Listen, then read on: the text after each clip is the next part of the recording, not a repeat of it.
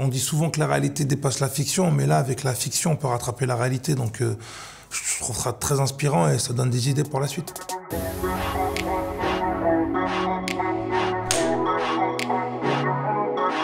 Salut, c'est Sams Ansali, je suis acteur, rappeur, auteur, pas mal de choses en fait.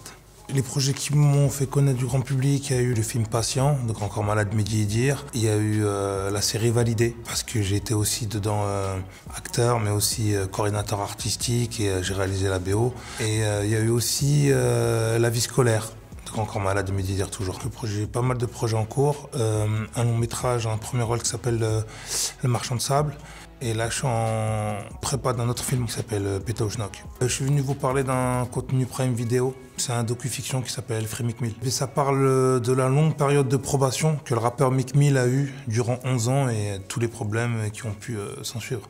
Comme screenshot, j'ai choisi le screenshot où on voit Meek Mill qui est avec un barbeur, un coiffeur, et il est en train de se faire coiffer. Et quand je vois cette image, justement, c'est ce moment fort. Il vient tout juste de sortir de prison. Donc un mec vient chez lui et il a signé à résidence. Et elle vient pour lui couper les cheveux. Et puis, tout de suite, tu le vois et il est en train de rapper, il est en train de freestyler, en fait. C'est une scène très simple, ou très banale, très basique, mais c'est dans les détails qu'on voit les grandes choses. À travers le docu sur Meek Mill, on parle d'un problème qui est inhérent à plein de jeunes noirs afro-américains qui sont pris sous le système judiciaire. Et donc ça a une dimension sociale et politique qui était assez forte, et c'est ce qui m'a interpellé en fait.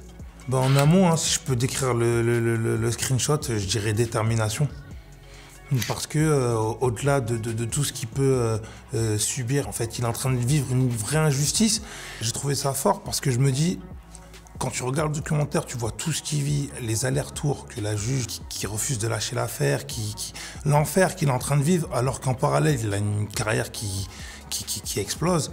Et n'importe quelle personne, je me dirais, pourrait être brisée ou pourrait être fatiguée, pourrait être lassée.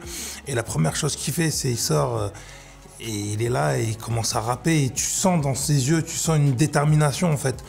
Le truc qu'il envoie, c'est pourrait jamais me briser. Vous pourrez m'arrêter une centaine de fois.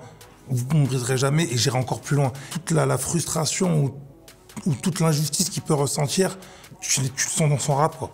Tu sens qu'il a une rage positive en lui et pour moi, c'est une vraie preuve de détermination. Si je devrais re-shooter cette scène, je n'aurais rien à refaire. Ça serait juste le rap et l'énergie qu'il donne dans son rap. Au-delà du contexte qui se passe, pour moi, c'est ce qui fait toute la scène, en fait. Et ça me donne envie de penser à réfléchir à faire des docu-fictions parce que partie d'une base de réalité, d'une base d'un sujet très profond, là on peut ramener la fiction à rattraper la réalité en fait. Et je trouve ça super intéressant. Et je pense qu'à travers un docu-fiction, on peut aussi inspirer beaucoup de monde.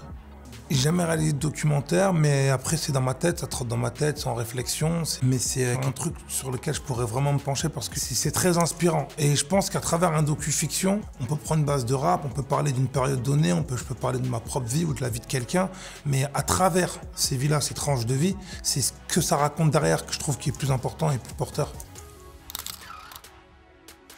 Si je devrais re-shooter cette scène,